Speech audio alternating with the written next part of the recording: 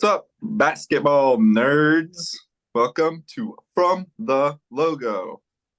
Today we're going to talk about Dame and his ridiculous hostage negotiation tactics on his way out from the Portland Trailblazers, as well as a little bit about Summer League, the beautiful offensive showing last night from both teams. What was it, like 12-8 after the first quarter or something? But I guess we'll start off by talking about Dame here. He obviously really wants to go to South Beach, wants to take his talents to South Beach, wants to play with Jimmy, wants to play with Bam, but he is completely unwilling to play anywhere else, and as a result, completely destroying the Blazers' hopes of attaining any leverage or bidding war for his services. And we're going to end up with Tyler Hero for Damian Lillard. What are your guys' thoughts? So the thing that's rough is, like you said, we don't really have any leverage, because if Dame would just give us two teams that we can trade you to, so that we can at least play them off of each other a little bit, because as it stands, the Heat can just offer us whatever ridiculous salary dump they want, and we don't have any choice but to accept Tyler it. Hero and Lowry. Yeah, or whatever, whatever scraps they want to throw us, because they just won't he won't accept any other team as a destination. And so that's when you get into this 3-team deal, 4-team deal kind of stuff. But I'm wondering why the Heat are even motivated to do that. And so what that leaves us with is what Joe Cronin came out with today and said, which is that he's willing to wait if necessary, for months if necessary, because that's the only damn leverage that he has, is time. Because we can let Dame sit on the bench for 3 years if we have to. That's not what anybody wants. I know that's not what I want. I want this to be an amicable split if it has to happen, because selfishly, I kind of want him to come back in 4 years, 3 years or whatever and retire here. But that's where we're at now. We're going to wait it out. We're playing chicken with Dame. It's not how I wanted things to go. Well, Joe Cronin has not been perfect in his tenure here. But he is making the moves right now that puts the Blazers in the best position moving forward. The Blazers in the best position, not Dame, which is what needs to happen. He's still willing, according to all the answers he said today, to send Dame to a preferred area, but not to the complete detriment of the Blazers. And that's what we need from him. I mean, he had some good answers in his stuff today. Like you said, it could take months, it could be he even said it could be a win now player, which again, I've said in the past, in case the Blazers can't find any other route other than Hero, which Hero's going to be a third team if that's what has to happen with the Heat. Hero's going to go to a third team that values his services. But he said that we could go picks and young players. We could go a win now player, whatever is going to help the Blazers. That's what we need to see from Joe right now. Is he's got to play hardball. Like you said, he could sit him for 3 years if need be. So once it gets closer to training camp and the Heat are like, well, we gutted our roster. We let Gabe Vincent go, Max Strus go. I feel like the Heat and Dame have been in contact through channels, because they look at their roster. It's kind of prepped for a Dame shape hole. Who knows where the collusion or whatever lies. And, they're probably not going to get charged for it, but it really looks like they were creating space knowing Dame was going to go there. And that's kind of frustrating as a Blazers fan. But Cronin said one thing that stood out to me again as well. I mean, a lot of it stood out to me today. I think he did a good job in the press conference, but he said he failed Dame in not getting a player that Dame wants, or a player even 80% of Dame's caliber, is what he said. Here's the good news. Yes, he might have failed Dame, but he didn't fail the Blazers. And that's what everybody needs to focus on going forward. Here's why. He didn't overpay for a guy that wasn't going to help the Blazers win a championship, or put us in contention at least. He didn't jet the third pick out. He even said, the third pick was more valuable than any of the moves, any of the players that could have been acquired with it. They valued Scoot higher than, overpaying for some guys. So he might have failed Dame, but he didn't fail the Blazers, and that is what's most important, because even though we all love Dame, it's the Portland Trail Blazers, not the Portland Dames. So we got to keep doing what's right for the team. If it's the Heat, we got to take them for every asset that they have, their firsts, everything, because obviously the players aren't fair value. They don't really have that great of young prospects.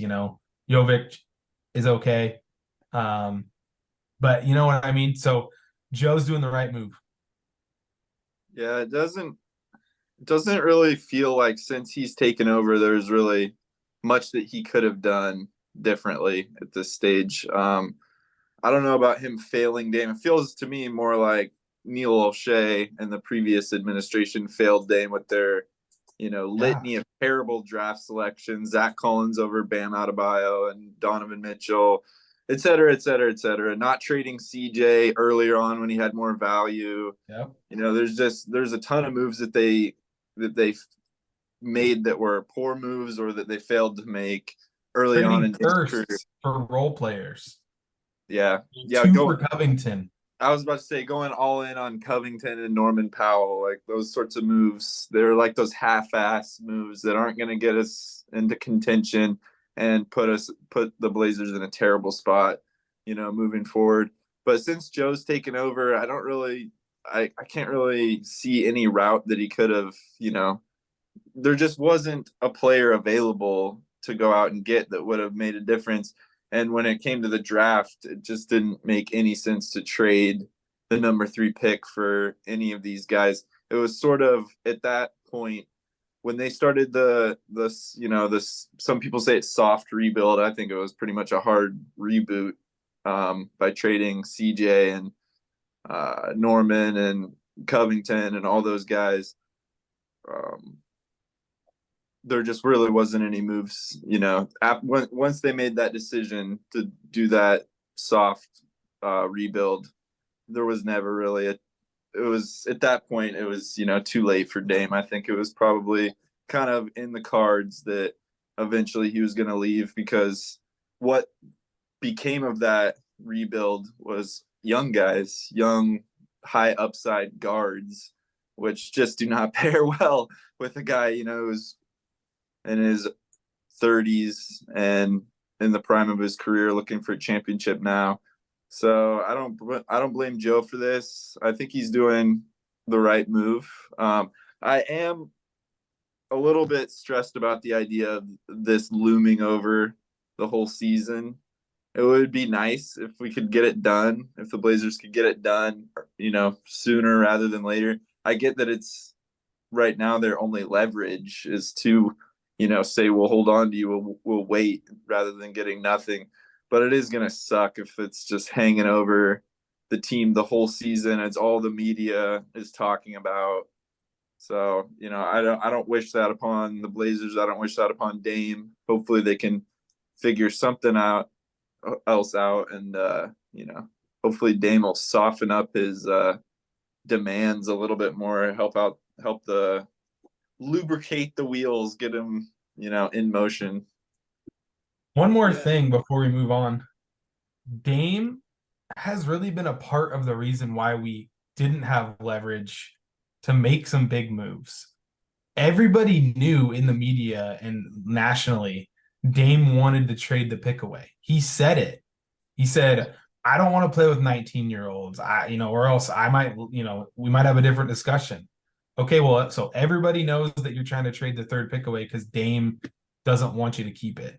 So he kind of ruined the leverage on that end of things too, and that doesn't help, and then we go on the other way and trading Dame, and now he's ruining the leverage there. So it sucks because he's a beloved player. I still, hope he ends up in a good spot, but the more he puts out there that he's only going to play for one team and make a fake no trade clause that he didn't negotiate for.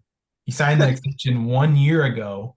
The more fans are going to get frustrated because at first it's like, yes, we failed Dame to put a competitive team around him, but now he's going to screw the Blazers on the way out as much as he can because he's upset.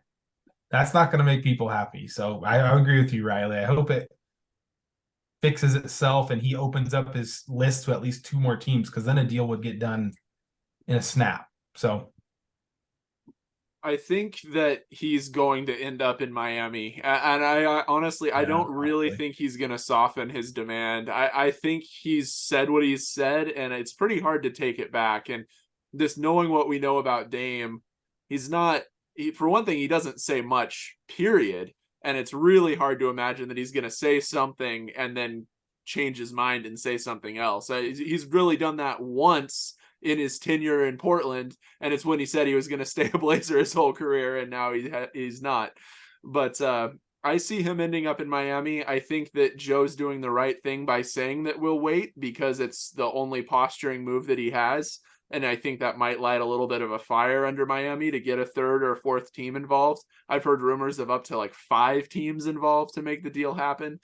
So I think that it's all just part of the game. I think everyone involved knows what the end goal is, probably what the end game is going to look like. It's going to be Dame with Jimmy and Bam, and it's going to be Portland, hopefully with some firsts from Brooklyn or something, because Miami's 2028 pick isn't doing it for me, which is about all they have to offer. So This trade that I just looked up, quick Google search, it's from Miami Heat.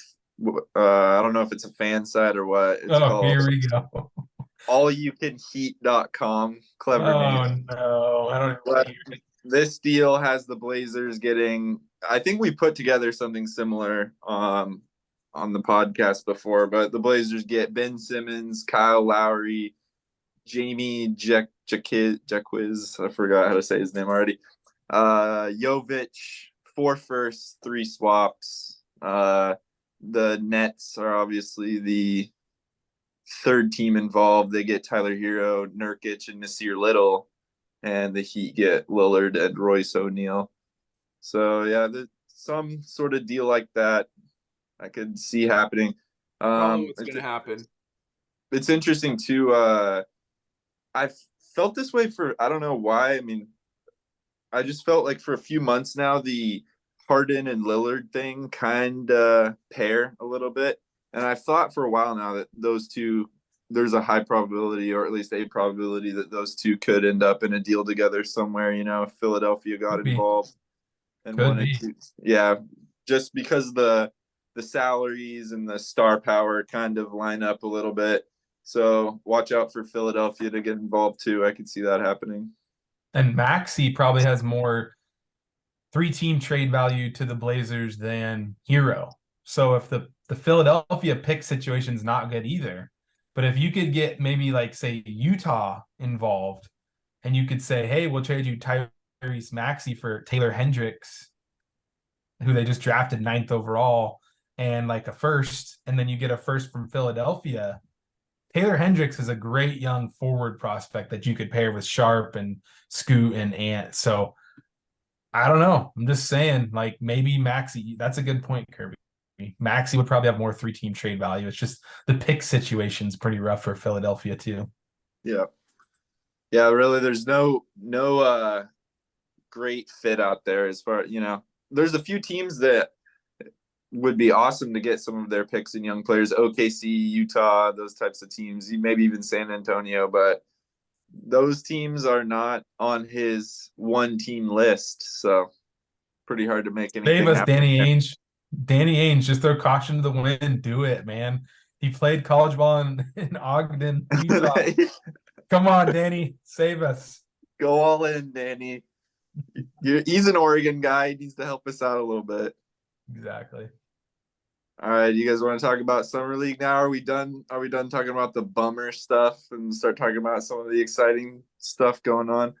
Last night was interesting. Obviously, the first Summer League game probably more interesting. Scoot Henderson looked very good in his first half of action. Halfway to a triple double, I noticed at halftime he had 13 points, 5 rebounds, 5 assists. Then the shoulder gave way, and he was out for the most of the second half of that game and all of game 2. Still unclear when he's going to be coming back, if he'll play any more summer league or if they'll sit him out. You guys all remember last year this happened to Shaden Sharp in his first few minutes of his first summer league game and sat out the rest of the summer, but didn't affect him during the regular season. You know, he played all regular season long, and so we're hoping the same thing from Scoot, but looked pretty awesome. I was out on top of a mountain hiking, and I saw that the game was on, and I couldn't help myself but to pull out my phone, start streaming the game, and definitely watched a few minutes of it before I was like, okay, I need to focus on the nature or whatever that I'm supposed to be enjoying out here. But it was a fun watch. Second game, little less fun to watch, pretty ugly. Shaden Sharp, he shot the ball terrible. 4 of 18, 0 of 5 from 3. Right off the bat, he looked completely out of rhythm shooting the ball, but did other things well. Colton, you mentioned before we started, rebounded the ball well. I thought he looked good on defense too. He had several times where he, was the ball stopper and got a steal and got out on the break, and then cocked back for a dunk and fumbled it off his hands. But still, shout out DeVoe. That dude's balling out. He'll be part of our 5-guard lineup next year. Can't wait to see it. Well, here's the thing, right? Like, if we're continuing on with DeVoe, because I know you say that a bit as a joke, but the fact is that we've said on this podcast we still need to move Simons, right? Like, I agree with you, Kirby. You've said that before, that we still need to move Simons. I don't see him as really being part of the team because he's not going to be happy as a backup. And if we want to start Sharp and Scoot, then I don't want that small of a lineup. And so we look at probably needing to move him and Nurk for a big guy. So then we have to have a backup, right? We have to have a backup guard, and he looked pretty good. DeVoe did. I want to see him in more than one game against, the Spurs, the gutted Spurs, but still, it was pretty fun to see someone out there who could actually put the ball in the hoop, because it wasn't Shaden, unfortunately. Is Mays still on the team too? I was gonna say Mays really closed the year strong last year, and I think he's going to be a member of the team moving forward. Why isn't he playing summer league ball? Does anybody know? I thought he was a little older. I thought he was like 24, 25 or something. Yeah, there's older guys that play though. That Reith guy, the big dude that came off the bench, I think he's 27. He was playing pretty well too. Yeah, he was. The guy to take a flyer on. I really quick, couple things. Starting off, I think that the start of the year we're going to have the Scoot and Shaden lineup to start us off. So we're going to have another 3-guard lineup, because I just think even if we are looking to trade Ant, I think that we at least want to raise his trade value, because it's probably lowest. Kirby, you said that last week. His trade value is probably the lowest it's been. So I think we're going to either pump his numbers or see how it works with the 3 guards and see how Shaden, at least Shaden's 6'6". At least it's not a Norman Powell at 6'3" at the 3. Shaden does have the athleticism. But going back to the first game with Scoot, wow. He looked like a mature player. His change of pace was what I noticed the most. That play where he had that guy shielded on his back. Yeah. That, and then he held him off and then accelerated and laid it in. That was like a veteran move of Very 6 nice. years in the league. And then he had another one where he kind of stutter stepped and then blew by going right and then laid it in. That kind of stuff is not 19-year-old level stuff. He hit a 3. He's hitting some mid-range. He did start missing a couple shots, but a couple of those he had were in and out. It was his first action in a long time. He even said before the game he was excited to play. He looked really, really good. He was looking to pass a lot. He would drive in and kick it out. He could have had 2 or 3 more assists just in that first half from great passes. So, yeah, he looked great. Shaden, in the first game, he also he started out hitting some 3s and looked good. But he's been missing some shots in summer league. I'm not that worried about missing shots. I think he got wide open looks in the second game. Like a lot of those mid-range shots were wide open. I do think he could get to the rim at will, kind of, if he, with his athleticism. I think his handles still need a bit of work. They're still kind of holding him back on that. And that's kind of what you saw out there. A lot of people, he might look kind of passive out there at times. And so that's kind of what you might want some more energy, ratchet it up just to kind of say, hey, wake up. But that's why I think that Scoot and Shaden are going to be a good combo moving forward, is because Scoot has that energy that I'm sure will bring up the whole team once they get some chemistry. Like he's going to fire everybody up, and I think he'll be able to fire Shaden up too. So they're really missing Scoot out there. They still won. They lost off a crazy buzzer beater because their fourth string point guard lobbed a lob with, I can't even say it because it's so ridiculous. He didn't hold the ball basically, and he threw a lob, and it was a turnover, and then they lost on a crazy buzzer beater. So they won the game. Scoot's sitting tomorrow, but he's day to day. I think if he was going to be out summer league, they would have just said he was out summer league.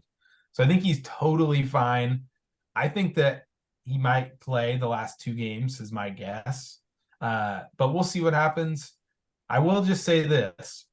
Chris Murray has been very invisible. And that's pretty not a great sign for somebody who's 23 and was supposed to be like NBA ready. It hurts that my guy Leonard Miller played really well in the game that I watched, the first game. He was a second-round pick to, I believe, the Timberwolves. And then I want to say Mr. Rupe, second-round pick. The first game, he looked very lost. Very lost. He was getting kind of bodied off the ball. But the last game, he had a couple of steals. He had a couple of nice finishes in transition. His dribbling is better than I thought it was. He did lose a couple on the break as well, but I don't know. I think he could be he's definitely raw, but that's a good kind of player to have in the second round. Everyone says he kind of reminds them of Batum, and I can kind of see it. He does have some of the gracefulness, but some room to develop. Yeah, so I'm liking what I'm seeing so far, but I need to see more from Chris Murray specifically, man. And when you're an NBA ready guy, he's not really been that. I don't even know what he's really done except for hit maybe 1 or 2 threes the whole summer league.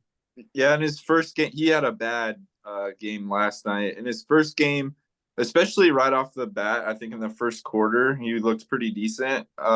His stats for the game: 4 of 9, 2 of 6 from 3, 10 points, 2 rebounds, 1 steal. So like you said, for a guy who's 23 years old and maybe supposed to be a little bit more polished than some of the other guys, not super impressive, but I wouldn't say invisible, at least in that first game. I think it was like in the first quarter, he looked pretty good. He had a couple threes. But speaking on Scoot, you talked about his change of pace and kind of his getting other guys and, bringing up the rest of the team. I think that that's probably the thing that excited me the most when I was watching him, is he looked like he could be a real floor general, like a guy who really gets his teammates involved. And there was several plays where he got right to the hoop and sprayed it out. I think to Murray once or twice, to Shaden once or twice for wide open looks. And to be honest with you, that's not something we've seen in Portland for a long time. Damian Lillard, for as good as he has been in his career in Portland, very much looks to score for himself and doesn't really look to get his teammates involved. At least that's not one of his strengths. Maybe as he's gotten a little bit older, he's gotten a little bit better at it. But Scoot, at 19 years old, he looks like the type of guy that maybe you could build an entire offense around and, build shooters around him, big guys, lob threats, all that kind of stuff. If he could really be as good of a passer as it looked like he was in those first few minutes, that's pretty exciting. And the energy that he brings as well, like you mentioned, just his attitude and his sort of swagger that he's got.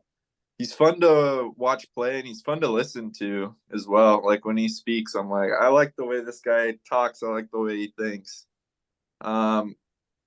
Quick note about, I was just going to mention quickly Jabari Walker too. He's looked really solid in his first 2 games, 2 double-doubles. 15 and 10 in his first one. And let me look it up. I think it was pretty close to that in the second game as well. It was 13 and 11.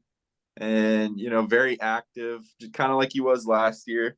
Give him some more minutes. He could really be a big piece this year and going forward, potentially. Obviously, we just signed Jeremy Grant to a $160 million contract, so he's probably going to be getting a lot of those forward minutes, especially if we're doing the 3-guard lineup again. But, bring Walker off the bench, give him heavy minutes. Hopefully he'll start to figure out, regular season NBA basketball and start giving the Blazers some of those double doubles that looks like he's capable of giving them. You said something, Kirby, on top of that mountain, that something along the lines of, Scoot's probably not going to hit a whole lot of like dagger game winners, clutch, 40-foot threes for us, but maybe he won't need to because we're going to be up like 15 points instead. And, I think that's the best case scenario, is that we don't need like the best shooter the game's ever seen outside of Steph Curry, because we have a complete basketball team and a complete point guard who can facilitate the team. So that's the exciting thing about this, right? Is that hopefully he does have a little bit more of a point guard mentality, because Dame is maybe just really more like an undersized shooting guard, kind of like Steph is, but just obviously, Steph never really or Dame never got the treatment that Steph did in terms of team building. But, hopefully Scoot's a point guard, and that's looking like what he is in these first few games. The second thing, and Kerr brought it back around to this, so I'll say it, Colton, when you're talking about the 3-guard lineup, and the problem I have with that, the concern I have there, is that pushes Jeremy Grant to play the 4. And that's honestly my bigger concern. I don't hate the idea of those 3 guys playing together, but Jeremy Grant at the 4 got destroyed a lot of last year. I want to see him play some 3 minutes, at least some, because I think there's a chance that he might be worth $160 million if he can play guys who are like 6'5", 6'6", 6'7", instead of trying to play up against guys who are like 6'10". And, you talk about Rupert getting bodied off the ball. That's the Jeremy Grant story. So that's my real concern with the 3-guard lineup, is that it just shrinks our whole team. So funny that the Blazers still have this problem that they've been dealing with for 10 years now, of being undersized, trying to balance the roster. Even if they trade Damian Lillard, they still have Simons there that just doesn't fit. It just, would balance the roster so much more to trade Simons for starter level, or even, borderline starter 4 or center, to let Jeremy slide down to that 3. Colton, you can take over real quick. I just wanted to mention this. It's a bit of a controversial statement. Talking about Damian Lillard, I've kind of felt this way about him for a few years now, and now that he's finally betrayed our team, I feel like a little bit more confidence to say it, that I just don't know how good he is at building up his teammates. Like, he's obviously a great locker room guy, a great singular offensive talent, but where does the buck stop when it comes to the fact that he's never played with any great players? I mean, obviously you gotta put some of the blame on the franchise and their inability to draft correctly, hit on draft, to be able to sign anybody, to be able to develop any talent. But also, is some of that on his shoulders too? Is some of it that he hasn't found a way to enable a guy to become that second banana, to become a great, star player in and of themselves? It's a complicated question. It's kind of hard to answer, and I don't really know. But I have wondered for a while now, and it will be interesting to just see what happens with Scoot, to see if he's able to, help out some of his guys and kind of push them to become better in a way that Damian really didn't. And again, it's going to be hard to know at the end of the day. It's hard to blame Dame for it, but I do wonder, he's just never been able to do that, and it's hard to know whether that's the talent that's been on the team or if it's some inability that he has as a teammate. Yeah. I mean, here's the thing. I think we can't say that though. We can't, unless he's had a chance with a player of his caliber on his team when he's in his prime. I don't think we can make the jump. Like, this guy's out here in the playoffs playing against prime Drew Holiday, Anthony Davis, and he's got the best teammate is CJ, and he's got Al-Farouq Aminu and Harkless. They generated the most open looks in the first round, and they shot the lowest percentage. It's a good This point. guy dragged the Blazers to the playoffs, 8 straight years, and we can't forget that, because seriously, there was years where there was injuries for every player except him. There was years where what was going on with our defensive lineup, just because we were so undersized. Yet, because of he's basically an offensive system to himself. So I think, I would have loved to see it. Like, imagine if Neil would have just got over his CJ fetish and traded for Paul George, because Paul George was available. Or Devin Booker.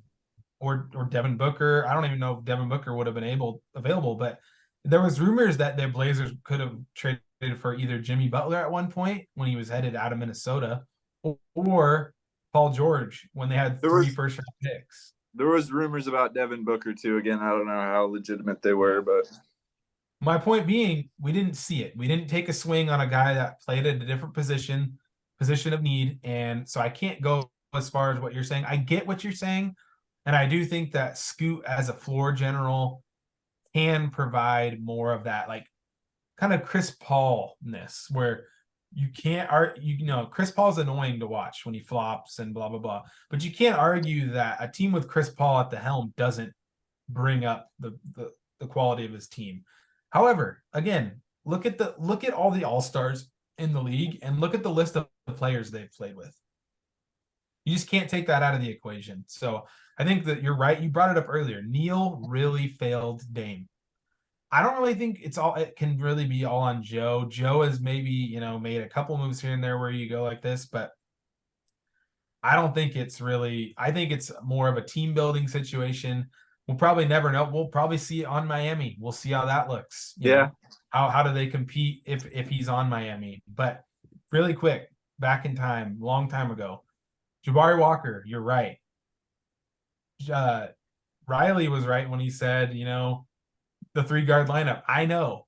I don't want to play a 3-guard lineup. I don't want to, but I think that that's what's going to happen, because you got 3 guys that you want to see what they can do. You want to start them all. We're not in contend now where this is going to be such a problem. We can't win, whatever. We're trying to develop players. It's more about stats than it's winning. More about raising the value of some of them, because then we can finally get out of the 3-guard lineup. Maybe it's somehow Shaden that doesn't fit. Maybe Scoot and Ant fit well. I don't see that being the case. I'm just saying we're going to find out who fits with who. I don't think that that's going to be the most minutes played. It's kind of going to be like in the past where they start out in that lineup and then they sub out quick and then Thybulle's in to bring that defensive stability. It's just the starting, because it's egos. Who are you going to bench? Maybe it is Sharp. Maybe Sharp will come off the bench. My point is, Jabari Walker can come in and rebound, which is something you were talking about the 3-guard lineup with Jeremy Grant at the 4. Jabari Walker brings rebounding. It's evident he brings rebounding. Even last year when he was kind of out of position and out of place, he still rebounded when he actually got minutes. That's what the Blazers need. The Blazers did not have rebounding last year. Felt like they were always getting bodied on the rebounds. It's because they were small, but it's also because Jeremy Grant averages like 4.2 rebounds a game.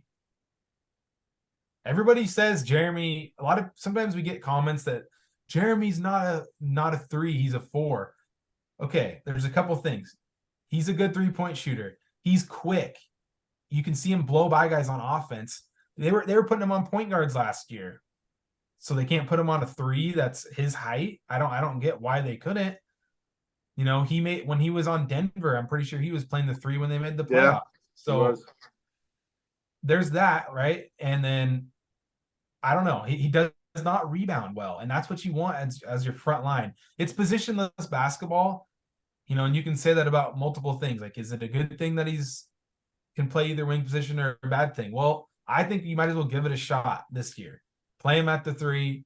We'll see what happens. I don't think that they will. I think that they're going to go all 3 guards and Jeremy, and then hopefully a Nurkic replacement, because Nurkic on Twitter has also been kind of trolling, and I think we're all done with that. I mean, he's just he goes with Dame, in my opinion. It's like if Dame was gonna stick around, I would have been okay trying Nurk another year maybe if we got a couple other good pieces. But I mean, without Dame here, I mean, why keep his buddy, right? So yeah, and it's interesting when you talk about the 3-guard lineup. Like, not to get too deep into this, but I think we might see some of this same thing that we're talking about play out in Golden State this year at the beginning of the year. Because it sounds like Chris Paul doesn't really want to come off the bench, which I just assumed he would. But he's saying, like, I guess we'll see what happens in training camp. And I didn't hear that. I think that we'll see at least some minutes of Chris Paul playing point guard, Steph maybe finally getting to play shooting guard, and then maybe Clay at the 3. I don't know. Maybe we go back to the death lineup a little bit, but anyway, it's just sort of the same play out there of, who's a shooting guard, who's a point guard, how small do you have to be a 3? It's playing out all over the league. If Chris Paul, Thompson, Curry, Wiggins, and Draymond are their lineup, Jokic is going to have a 70-point triple-double. He's going to eat that team alive. What if it's situational, though? What if they just do it sometimes, but not against super talented bigs? They're going to have to score because their defense is going to be horrible. They could. Wiggins and Draymond are good defenders. I don't know. Chris Paul's getting old, though. So, yeah, Clay's kind of lost a step on defense. Yeah, I don't know how he fits on that team. That's a weird try by them. I get what they're doing. They clearly have to get some talent somewhere, but it's kind of bizarre. They had to get rid of the punching bag, Jordan Poole. yeah, they're like, we just need to move on from this. It's clearly over.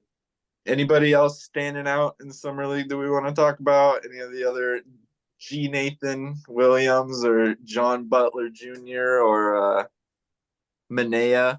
Any of those guys? I just want to say the announcers could not stop with the Wemby, and I get it, but wow, it was a lot. It was Wemby was every other word out of their mouths. He dribbled down the floor, fell on a turnover. ESPN had a slow-mo of him like falling, and they're like, it wow, was what like a great play.